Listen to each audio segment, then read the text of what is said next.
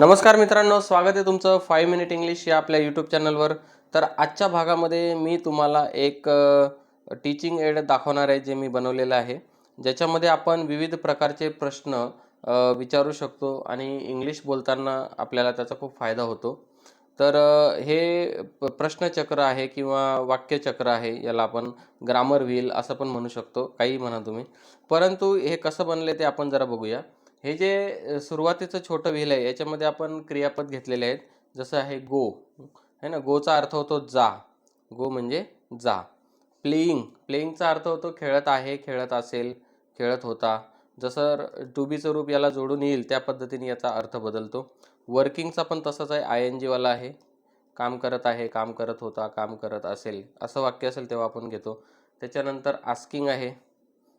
Asking, asking म्हणजे विचारत आहे किंवा विचारत होता, विचारत असेल या अर्थांनी.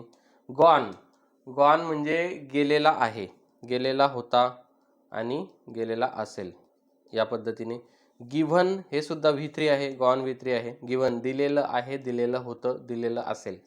सेड, सेड म्हणजे म्हणाला, म्हणाला, ठीक आहे. कम, कम म्हणजे येतो, येतो, येते या अर्थाने. आणि V3 पण हे आहे मित्रांनो, कारण कमचं क्रियापदाचं तिसरं रूप सुद्धा तेच होतं. तर हे आहे. त्याच्यानंतर दुसरं जे व्हील आहे, हे या ठिकाणी आपल्याला वाक्यामध्ये येणारा जो कर्ता आहे ते आपण घेत असतो. बघा, या ठिकाणी राम आहे, या ठिकाणी इट आहे, शी आहे, शी म्हणजे ती, ही म्हणजे तो, दे म्हणजे ते, यू म्हणजे तू किंवा तुम्ही, वी म्हणजे आपण किंवा आम्ही, आय म्हणजे मी या अर्थाने. आणि या ठिकाणी आहे कोणाचं तरी नाव राम, जसं की राम. त्याच्यानंतर मी घेतलेलं आहे मित्रांनो, या ठिकाणी डू डज डीड आहे, म्हणजे डूचे रूप आहेत ते, टू डू. इकडे विल आहे, हे सुद्धा टू बीचं रूप आहे. हे वेअर आहे, पास्ट टेन्समध्ये टू बीचं रूप आहे वेअर. त्याच्यानंतर वॉज आहे, त्याच्यानंतर आर आहे, त्याच्यानंतर इज आणि हॅड आहे, आणि हॅव हॅज आहे इथं.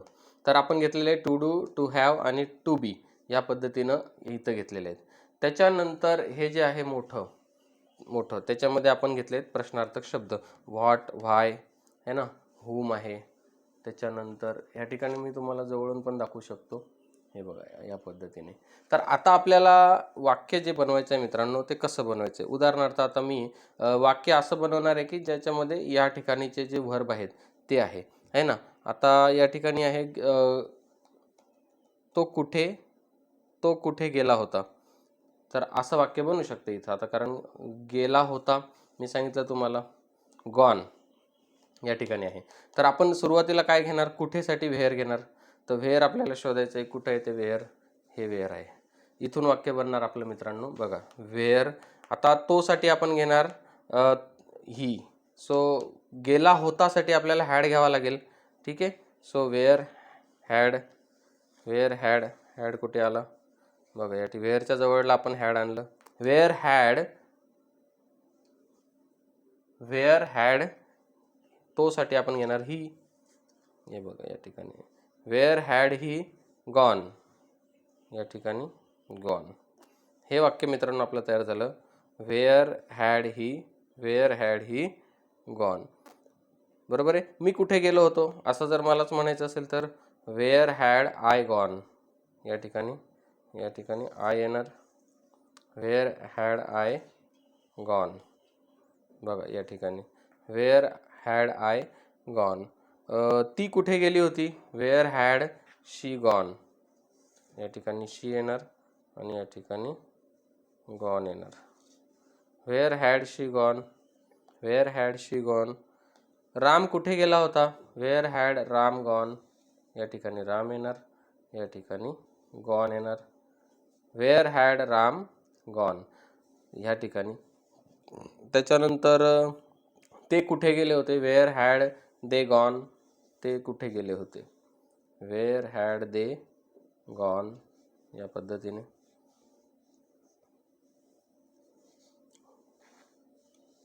गॉन, बघा मित्रांनो, वेअर हॅड दे गॉन. अशा पद्धतीने आपण अनेक या ठिकाणी वाक्य बनवू शकतो. जसं की तो काय काम करत आहे असं वाक्य आहे. या ठिकाणी आपण वर्किंग घेतलेले, वर्किंग म्हणजे काम करणे, बरोबर आहे. आता काय साठी आपण काय घेणार, व्हॉट घेणार, म्हणून आपण व्हॉटला पुढे आणू पहिले. बघा या ठिकाणी व्हॉट आलेलं आहे. ओके, आता आहे वाक्याचं आहे म्हणून आपण त्या ठिकाणी व्हॉट इज ही वर्किंग आहे तर आपल्याला टू बीचं रूप घ्यावं लागेल. आपण इथं दुसऱ्या सर्कलमध्ये जे आहे ते टू डू, टू बी आणि टू हॅवचे रूप घेतलेले आहे. So what is he working, what is he working. बघा या ठिकाणी आय, वी, यू, दे, ही, या ठिकाणी व्हॉट इज ही वर्किंग. बघा या ठिकाणी आता या ठिकाणी तो काम करत आहे का असा पण प्रश्न तयार होतो मित्रांनो. इज ही वर्किंग, हा बघा हा प्रश्न इथून तो आपण व्हॉटला कट करू शकतो. इज ही वर्किंग, आता तो काय काम करत आहे, व्हॉट इज ही वर्किंग, बरोबर आहे, ह्या पद्धतीने. आणि जर तुम्हाला तो का काम करत आहे, बघा हेच वाक्य आपल्याला पुन्हा दुसरा प्रश्न, तो का काम करत आहे, why is he working, why is he working, तो केव्हा काम करत आहे. बघा व्हेन इज ही वर्किंग, तो कुठे काम करत आहे. Where is he working, where is he working, तो कुठे काम करत आहे. आता कोण काम करत आहे असं पण होईल मित्रांनो, परंतु आपल्याला हु इज वर्किंग घ्यावं लागेल, कारण इथं कोण काम करत आहे तर तो काम करत आहे. ठीक आहे, सो हु इज वर्किंग, इथं हीला आपल्याला कट करावं लागेल. इथून सुद्धा आपण हे वाक्य अर्थपूर्ण वाक्य बनवू शकतो. तो कसं काम करत आहे तर हे वाक्य बनेल मित्रांनो. हे बघा, how is he working, how is he working, तो कसं काम करत आहे, हाऊ इज ही वर्किंग. तर मित्रांनो बघा आता तो काय खेळत आहे असं वाक्य बनवूया आपण, कारण दुसरं वर्ब आहे प्लेइंग. ओके, सो व्हॉटने पुन्हा सुरुवात होईल वाक्याची. या ठिकाणी व्हॉट आलं बघा मित्रांनो, व्हॉट, सुरुवातीला व्हॉट घेऊया. So what is he working, what is he playing, हे बघा या पद्धतीने. व्हॉट इज ही प्लेइंग, तो काय खेळत आहे, तो कसा खेळत आहे, how is he playing, how is he playing, how नंतर आपल्याला घ्यायचं आहे इज ही प्लेइंग, तो कसा खेळत आहे, हाऊ इज ही प्लेइंग. या पद्धतीने मित्रांनो आपण अनेक वाक्य बनवू शकतो. जसं की देण्यासाठी आपण काय घेतोय, गिवन. सो त्यांनी कुठे दिले होते असं एक वाक्य आहे. समजा त्यांनी कुठे दिले होते तर आपण पहिले काय घेणार, व्हेअर. कुठे म्हणजे व्हेअर. सो होतेसाठी आपण हॅड घेणार आहेत, लक्षात ठेवायचं आहे याच्यातला हॅड, होता, होती, होतेसाठी आपल्याला हॅडच घ्यायचं आहे. So where had they, where त्यांनीसाठी आपल्याला घ्यायचं आहे they, where had they given. बघा या ठिकाणी त्यांनी कुठे दिले होते, वेअर हॅड दे गिव्हन, है ना, वेअर हॅड दे गिव्हन. ते कुठे गेले होते, so where had they gone. या ठिकाणी तुम्ही तिसरं रूप जर घेतलं क्रियापदाचं, तर वेअर हॅड दे गॉन, है ना, वेअर हॅड दे गॉन, ते कुठे गेले होते. आणि ते का गेले होते, केव्हा गेले होते असं असेल तर हे बघा, वेन हॅड दे गॉन, ते केव्हा गेले होते. ते का गेले होते, Y had they gone, Y had they gone, ते का गेले होते. ओके, तर अशा पद्धतीने. आणि त्यांनी काय दिलं होतं असं जर असेल तर मित्रांनो बघा, व्हॉट हॅड दे गिवन. या ठिकाणी बघा, what had they given.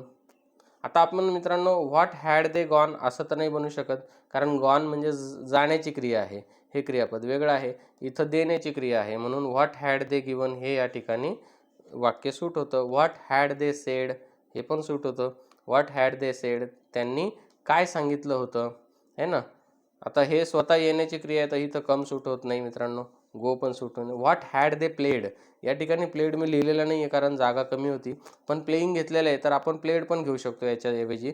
What had they played, ते काय खेळले होते, म्हणजे ते मैदानावर तर गेले होते, मग ते कबड्डी खेळले होते का क्रिकेट खेळले होते. What had they played, played येईल तर played, what had they play. जर प्लेइंग घ्यायचं असेल तर इकडे आपल्याला काय घ्यावं लागेल, टू बीचं रूप दुसरं घ्यावं लागेल. So what where they playing होईल, व्हॉट वेअर, या ठिकाणी बघा मित्रांनो, व्हॉट वेअर दे प्लेइंग, ते काय खेळत होते. या ठिकाणी व्हॉट आर दे प्लेइंग, ते काय खेळत आहेत असं होईल, है ना. ओके. या ठिकाणी व्हॉट हॅड दे, या ठिकाणी हॅव हॅज पण आहे. व्हॉट हॅव राम गिवन, बघा या ठिकाणी व्हॉट हॅज राम गिवन, या ठिकाणी राम सिंग्युलर आहे त्याच्यामुळे आपल्याला या ठिकाणी हॅज घ्यावा लागेल. व्हॉट हॅज राम गिवन, रामने काय दिले आहे. ठीक आहे. आणि हॅड सुद्धा होईल. व्हॉट हॅड राम गिवन, रामने काय दिले होते. रामने काय दिले होते. What had Ram given, what had Ram said, Ram काय म्हणाला होता, है ना. या ठिकाणी कम आहे. Where had Ram, from where had Ram come असं पण होऊ शकतं या ठिकाणी. या ठिकाणी from where had Ram come, Ram कुठून आला होता. वेअर हॅड राम, इथं वेअर घेऊ शकतो आपण, घेतला नाही पण मी म्हणतो where had Ram gone, Ram कुठे गेला होता या ठिकाणी बघा मित्रांनो. त्याच्यानंतर व्हाय सुद्धा आहे याच्यामध्ये. वाय हॅड राम आस्क्ड, या ठिकाणी आस्किंग आहे परंतु आपल्याला आस्कचं तिसरं रूप घ्यायचं आहे. व्हॉट हॅड राम आस्क्ड, रामने काय विचारलं होतं. किंवा आस्किंग घ्यायचं असेल तर व्हॉट वॉज राम आस्किंग, या ठिकाणी व्हॉट वॉज राम आस्किंग. बघा मित्रांनो, असा हा जो फरक आहे, what was Ram asking, Ram काय विचारत होता, है ना. What was Ram asking, Ram काय विचारत होता. व्हॉट इज राम आस्किंग सुद्धा बरोबर आहे, राम काय विचारत आहे. व्हॉट इज राम आस्किंग, है ना. What is Ram working, Ram काय करत आहे असं पण म्हणू शकतो आपण, म्हणजे राम कोणतं काम करत आहे. What is Ram working, Ram काय काम करत आहे. What is Ram playing, Ram काय खेळत आहे, है ना मित्रांनो. तर ह्या पद्धतीने असे आपल्याला जे काही आहे, रामने कुठे दिले होते असा प्रश्न पण आहे. वेअर हॅड राम गिवन, बघा या ठिकाणी वेअर हॅड, हे वाक्य बघा, वेअर हॅड राम गिव्हन, बरोबर आहे. आता ह्या पद्धतीचे जे वाक्य आहेत मित्रांनो, वेअर हॅड राम गिव्हन, रामने माझा मोबाईल कुठे दिला आहे, कोणाकडे दिला आहे, या पद्धतीने where had Ram given my mobile, ह्या पद्धतीने मित्रांनो. रामने माझे पैसे कोणाकडे दिले आहेत, where had Ram given my money, कुठे दिले आहेत, वेअर हॅड, है ना.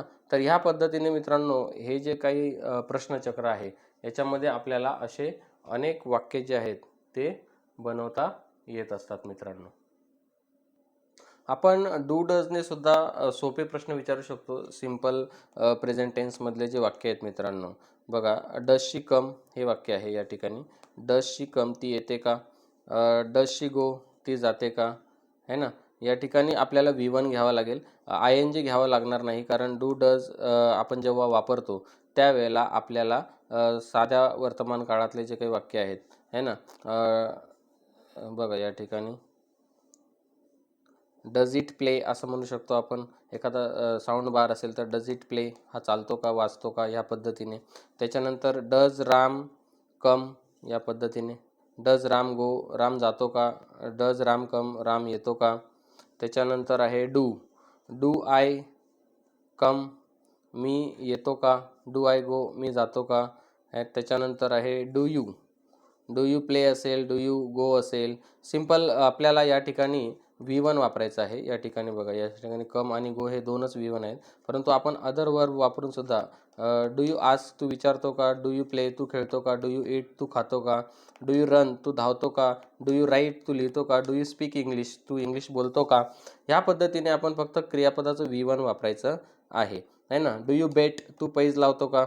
ह्या पद्धतीने मित्रांनो डूचं हे वाक्य आहे, है ना. आता या ठिकाणी व्हाय पण घेऊ शकतो आपण. व्हाय डू यू गो, तू का जातो. व्हाय डू यू रन, तू का धावतो. व्हाय डू यू बेट, तू का पैज लावतो. व्हाय डू यू प्ले, तू का खेळतो, है ना. व्हाय डू यू कम, तू का येतो.